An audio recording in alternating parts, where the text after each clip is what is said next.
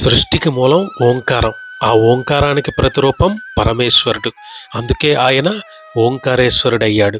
నర్మదా నదీము తల్లి ఒడ్డున ద్వాదశ జ్యోతిర్లింగాలలో ఒకటిగా ఓంకారేశ్వర క్షేత్రం విరాజిల్లుతోంది. ఓంకారం పరమేశ్వరుడి ఆత్మస్వరూపం. ఆత్మ పరమాత్మలకు ప్రతీకగా పరమశివుడు వరంతో జ్యోతిర్లింగం రెండుగా చీలి ఒకటి ఓంకారేశ్వర ప్రణవలింగంగాను మరొకటి మమలేశ్వర జ్యోతిర్లింగంగాను ఆవిర్భవించింది. ఈ క్షేత్రంలో స్వామివారు రెండు జ్యోతిర్లింగాల రూపంలో పూజలు అందుకోవటం విశేషం. అటువంటి క్షేత్రం గురించే ఈరోజు మన వ్లాగ్ అండి. Hi friends, welcome back to my channel Madan Reddy vlogs.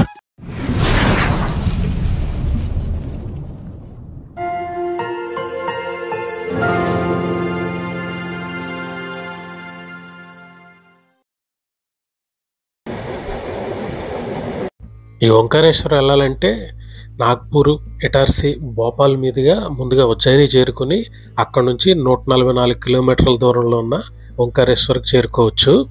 ఉజ్జయినికి ఒక 50 కిలోమీటర్ల దూరంలో ఇండోర్ ఉంటుంది.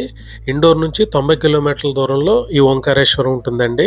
ఇండోర్ వరకు అయితే ట్రైన్లో వెళ్ళొచ్చు, ఇండోర్ నుంచి మాత్రం బస్సుకు వెళ్ళాల్సిందే. ఇది ఓంకారేశ్వర్ బస్ స్టాండ్. ఈ బస్ స్టాండ్ నుంచి ఎవరైనా సరే గుడి దగ్గరికి ఆటోలో వెళ్ళవలసిందే. ఇక్కడ నుంచి గుడి ఒక 2 కిలోమీటర్ల దూరంలో ఉంటుంది. ఘాట్ గుడి. ఈ ఓంకారేశ్వర్ గుడి ఈ మన నర్మదా నది ఒడ్డున ఉంటుంది. దీని ఎగువన నర్మదా నది మీద ఒక డ్యామ్ నిర్మించారు. ఆ డ్యామ్ దగ్గర మన బొబ్బర్లంక ఎట్లయితే ఒక ఐలాండ్ లా ఉంటుందో ఆ బొబ్బర్లంక లాగే ఈ ఓంకారేశ్వర్, దాన్ని మాంధాతా పర్వతం అంటారు. ఈ మాంధాతా పర్వతం కూడా నర్మదా నదికి ఒక ద్వీపంలా ఉంటుందండి. అక్కడే ఈ ఓంకారేశ్వర టెంపుల్ ఉంటుంది. పైనుంచి చూస్తే ఈ మాంధాతా పర్వతం అనేది మనకి ఓం ఆకారంలో కనిపిస్తుందని చెప్తారు. ఓంకారేశ్వర్లో ఈ ఘాట్ని గోమతి ఘాట్ అంటారు. ఈ గోమతి ఘాట్ కాకుండా ఓంకారేశ్వర్ ఘాట్ ఇంకా చాలా ఘాట్లు ఉన్నాయండి. ఈ గోమతి ఘాట్లో మాత్రం కొద్దిగా నీళ్ళు ఫ్రెష్గా ఉంటాయి, కొద్దిగా ఇబ్బంది లేకుండా స్నానం చేయొచ్చు. ఇక్కడ నుంచి ఓంకారేశ్వర టెంపుల్ కనపడతానే ఉంటుందండి. ఇక్కడ నుంచి ఒక 1/2 కిలోమీటర్ల దూరంలో ఉంటుంది. ఆ బ్రిడ్జ్ చూస్తున్నారు కదా, ఆ బ్రిడ్జ్ మేంచే మనం వెళ్ళాల్సి ఉంటుంది ఈ ఓంకారేశ్వర మందిరానికి.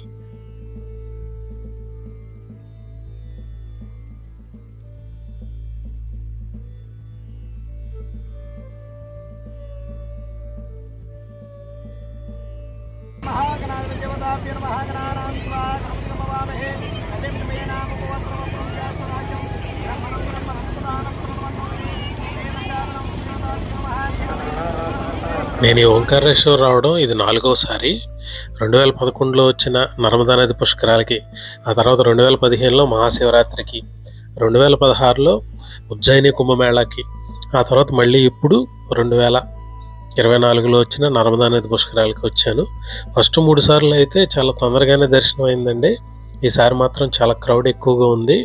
ఎందుకంటే దాదాపు తెలుగు వాళ్ళలో చాలామంది ఇదివరకు పుష్కర స్నానం చేసేవాళ్ళు కాదు, ఇప్పుడైతే చాలామంది పుష్కర స్నానం చేస్తూ ఉన్నారు. అందుకనే ఈ 12 రోజులు కూడా ఇట్లాగే ఉంటుందని చెప్తున్నారు. మేము వెళ్ళిన రోజు మాత్రం క్రౌడ్ మామూలుగా లేదండి. శని ఆదివారాల్లో క్రౌడ్ ఎక్కువగా ఉంటుందని ఉజ్జయిని ఓంకారేశ్వర్ అని చెప్పేసి ఒక వెబ్సైట్ ఉందండి. ఆ వెబ్సైట్లో మనం టైం స్లాట్ రిజిస్టర్ చేసుకోవచ్చు. మేము రిజిస్టర్ చేసుకుని ఆ టైం స్లాట్ రిజిస్టర్ చేసుకుని వెళ్ళినా మాకు ఆ టైం స్లాట్లు అయితే పంపించలేదండి. అసలు ఆ టికెట్లు చూసేవాడే కరువు అయ్యాడు, అంత క్రౌడ్ ఉందండి. ఆ రోజు ఏకాదశి అవటం మూలంగా చాలా క్రౌడ్ ఉందండి. ఎవరైనా సరే శని ఆదివారాల్లో ఓంకారేశ్వర్ వెళ్ళే వాళ్ళు మాత్రం 300 రూపీస్ దర్శనం కానీ, లేదంటే ఇట్లా మామూలు దర్శనం అయితే టైం స్లాట్ తీసుకుని వెళ్తాం మంచిది.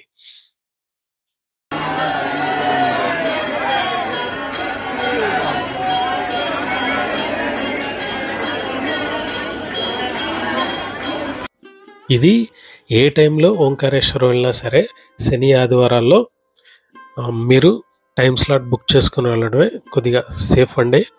ఇప్పుడు మీరు చూస్తున్న ఫుటేజ్ వచ్చేసి ఓంకారేశ్వర్ గుడి లోపల ఫుటేజ్ అండి. ఇది గుడి లోపల చాలా అందంగా ఉంటుందండి శిల్పకళ. దీని చాలా చిన్న గుడి అయినప్పటికీ, చాలా ఇరుగ్గా ఉన్నప్పటికీ ఆ లోపల మాత్రం శిల్పకళ మాత్రం చాలా అద్భుతంగా ఉంటుంది. ఈ ఓంకారేశ్వర గుడిలోకి సెల్ ఫోన్లు అయితే అలౌ చేస్తున్నారు ఇప్పటి వరకు అయితే. దాని మూలంగానే ఈ వీడియో ఫుటేజ్ తీయగలిగాము. చాలా స్తంభాలకున్న శిల్ప సంపద మాత్రం చాలా అత్యద్భుతంగా ఉంటుందండి. ఈ గుడిలో మాత్రం మనకి చాలా ప్రశాంతంగా అనిపిస్తుంది. క్రౌడ్ లేనప్పుడైతే ఇంకా బాగుంటుందండి. ఈ గర్భగుడి మాత్రం లోపల చాలా ఇరుగ్గా ఉంటుంది. గర్భగుడి లోపల మనం ఎక్కువసేపు చూడటానికి కానీ నిలబడటానికి కానీ మనకి టైం ఇవ్వరండి. చాలా చిన్నగా ఉంటుంది గర్భగుడి. మనకు ఓంకారేశ్వర లింగం కూడా ఓ పక్కగా ఉంటుంది. అందుకని చాలా జాగ్రత్తగా వెళ్ళేటప్పుడు చాలా కాన్సన్ట్రేషన్గా వెళ్తేనే తప్పించి మనం ఆ ఓంకారేశ్వరుణ్ణి దర్శనం చేసుకోలేము. ఇది ఓంకారేశ్వర్ వెళ్ళే వాళ్ళు గమనించవలసిందిగా కోరుతా ఉన్నాను నేను. ఈ ఓంకారేశ్వర్లో స్టే చేయడానికి చాలా ధర్మశాలలు అందుబాటులో ఉన్నాయండి. మనకి ఏ బడ్జెట్లో కావాలితే ఆ బడ్జెట్లో ఈ ఓంకారేశ్వర్లో మనకి రూమ్స్ దొరుకుతాయి. ఈ ఓంకారేశ్వరంలో మనకి పీస్ఫుల్గా ఉండాలి, మనకి చాలా నీట్గా ఉండాలి, రూమ్స్ మనకి బడ్జెట్లో ఉండాలి అనుకుంటే గజానన ఆశ్రమం ఉంటుందండి. ఈ గజానన ఆశ్రమం చాలా బాగుంటుంది. రూమ్స్ కూడా చాలా నీట్గా ఉంటాయి. ఈ ఆశ్రమం ఒక ఆధ్యాత్మిక శోభ వెలువరిస్తూ ఉంటుంది ఈ ఆశ్రమంలోనూ. అందుకని ఎవరైనా సరే ముందు ఓంకారేశ్వరం వెళ్తే ఈ గజానన ఆశ్రమాన్నే మీరు ప్రిఫర్ చేయండి. ఈ గజానన ఆశ్రమం మనకు దొరక్కపోతే మిగతా ఆశ్రమాల్ని మీరు చూజ్ చేసుకోండి. ఎందుకంటే గజానన ఆశ్రమం ఎప్పుడు చాలా బిజీగా ఉంటుంది. ఆన్లైన్ బుకింగ్ అయితే ఉండదండి. మనకి అక్కడ మనం వెళ్ళినప్పుడు రూమ్ ఏమన్నా ఖాళీగా ఉంటే ఇస్తారు, లేకపోతే వాళ్ళు లేదని చెప్పేస్తారు. ఆ పక్కన కూడా చాలా ఆశ్రమాలు ఉన్నాయి. కాకపోతే ఈ గజానన ఆశ్రమం మాత్రం మీకు లాస్ట్లో చూపిస్తాను ఆశ్రమం ఎలా ఉంటుంది అన్నది. మనం ముందుగా వెళ్ళాం కదండి గోమతి ఘాట్. ఆ గోమతి ఘాట్ దగ్గరే ఈ గజానన ఆశ్రమం ఉంటుంది. మన హిందూ ధర్మంలో సృష్టికి మూలం ఓంకారమేనని చెప్తారు. ఆ ఓంకార శబ్దాన్ని ఓంకారేశ్వరుడిగా వెలిసిన ప్రదేశం కాబట్టి ఈ ఓంకారేశ్వరుడికి అంత మహిమ, అంత ప్రాశస్త్యం. ఈ ఓంకారేశ్వరం చుట్టుపక్కల నుంచి ప్రవహించే ఈ నర్మదా నది కూడా అంత ప్రాశస్త్యమైందే. చూడగానే మన పాపాలని హరించే నది ఏదైనా ఉందంటే అది నర్మదా నది మాత్రమే అని చెప్తారు. ఈ నర్మదా నదికి పరిక్రమ కూడా చేస్తారు. పూర్వం మార్కండేయుడు ఈ నర్మదా నది పరిక్రమ చేసి చాలా విశేష ఫలితాన్ని పొందినట్టుగా చెప్తాడు. ఆ సాంప్రదాయం ఇప్పటికీ కూడా కొనసాగుతుంది. ఈ గుజరాత్ లేకపోతే మహారాష్ట్ర, మధ్యప్రదేశ్ వీళ్ళు ఎవరైతే ఉన్నారో వీళ్ళ కంపల్సరీ చాలామంది ఈ నర్మదా నది పరిక్రమం చేస్తూ ఉంటారు. ఒకప్పుడైతే నడిచి చేసేవారు, 4 నెలలు పట్టేది. ఇప్పుడైతే చాలామంది వెహికల్స్లో చేస్తున్నారు. అది 12 నుంచి 13 రోజులు పడుతుంది. ఆ నర్మదా నది పరిక్రమ ఎలా చేయాలి ఇవన్నీ నేను మీకు స్పెషల్ వీడియో రూపంలో వివరిస్తాను. ఇదేనండి ఆ ఓంకారేశ్వర్ గుడి పక్కన ఉన్నటువంటి నర్మదా నది. ఈ ఓంకారేశ్వర్ మనం దీపంలో ఉందని చెప్పుకున్నాం కదండి. ఆ దీపం నుంచి మనం గోమతి ఘాట్ ముందర స్నానం చేసిన గోమతి ఘాట్ ఏదైతే ఉందో ఆ ఘాట్ దగ్గర గజానన ఆశ్రమం ఉంటుంది.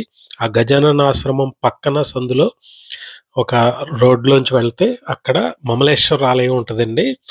ఈ ఓంకారేశ్వరంలో 2 జ్యోతిర్లింగాలు ఉన్నాయని చెప్తారు. అంటే ఒక జ్యోతిర్లింగం ఓంకారేశ్వరుడు గాను, ఒక జ్యోతిర్లింగం మమలేశ్వరుడు గాను వెలిసిందని చెప్తారు.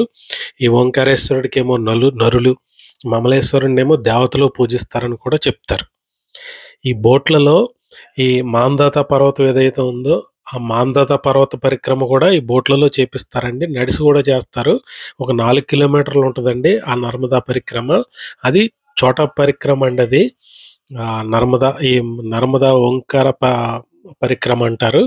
అది దాదాపు ఒక 8 గంటలు పడుతుందండి నడిచి అయితే.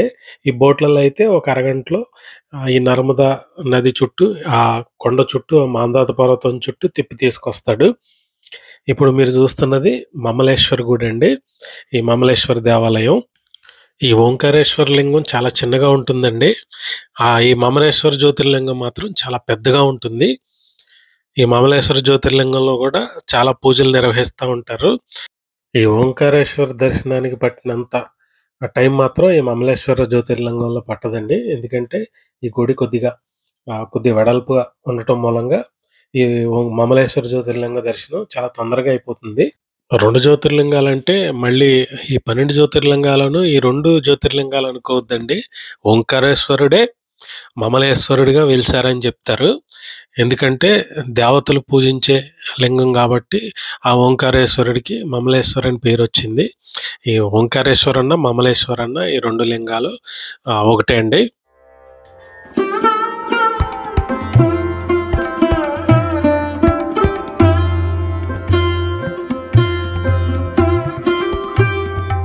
గోమతి ఘాట్కి వెళ్ళే దారిలోనే ఈ మమలేశ్వర జ్యోతిర్లింగం, గజానన మహారాజ్ ఆశ్రమం ఉంటుంది. ఇదేనండి గోమతి ఘాట్కి వెళ్ళే దారిలోను. ఆ ఆర్చ్ నుంచి లోపలికి వెళ్తే మమలేశ్వర్ వస్తుంది. ఈ ఆర్చ్ పక్కనే గజానన మహారాజ్ ఆశ్రమం ఉంటుంది. ఇదేనండి గజానన మహారాజ్ ఆశ్రమం ఎంట్రన్స్. ఇక్కడ మధ్యాహ్నం సాయంత్రం భోజనం కూడా ఉంటుందండి, చాలా తక్కువ రేటుకే. చాలా ఉద్యానవనాలతో ఈ గజానన మహారాజు యొక్క ఒక ఆలయంతో, ఇది పాలరాతి ఆలయం అండి. చాలా సూపర్బ్గా ఉంటుంది ఈ ఆశ్రమం. ఈ ఓంకారేశ్వర్, మమలేశ్వర్ ఈ 2 లింగాలు దర్శించిన తర్వాత అంటే మీరు ఇందులో స్టే చేసినా చేయకపోయినా ఈ గజానన ఆశ్రమానికి వెళ్ళి మాత్రం చూడండి. ఇక్కడ కూడా ఒక టెంపుల్ ఉంది, పాలరాతితో కట్టిన టెంపుల్, ఆ గజానన మహారాజు వారి టెంపుల్. ఒకసారి అక్కడికి వెళ్ళి దర్శనం చేసుకుని ఈ ప్రదేశాలన్నీ చుట్టిరండి ఓంకారేశ్వర్ ఎవరైతే వెళ్తారో. ఇంకెక్కడి నుంచి ఓంకారేశ్వర్ నుంచి ఖాండవా 70 కిలోమీటర్ల దూరంలో ఉంటుందండి. ఖాండవా నుంచి ఇటార్సి దాదాపు 2 గంటల జర్నీ, 2.5 గంటల జర్నీ ఉంటుంది. ఇక ఓంకారేశ్వరం నుంచి ఇండోరు దాదాపు 90 కిలోమీటర్ల దూరంలో ఉంటుంది. ఇండోర్ నుంచి ఉజ్జయిని 45 కిలోమీటర్ల దూరంలో ఉంటుంది. మన తెలుగు రాష్ట్రాల నుంచి జైపూర్ వెళ్ళే ట్రైన్స్ ఏవైనా సరే ఉజ్జయిని వెళ్తాయండి. అక్కడ నుంచి మీరు ఓంకారేశ్వరం ఈజీగా చేరుకోవచ్చు.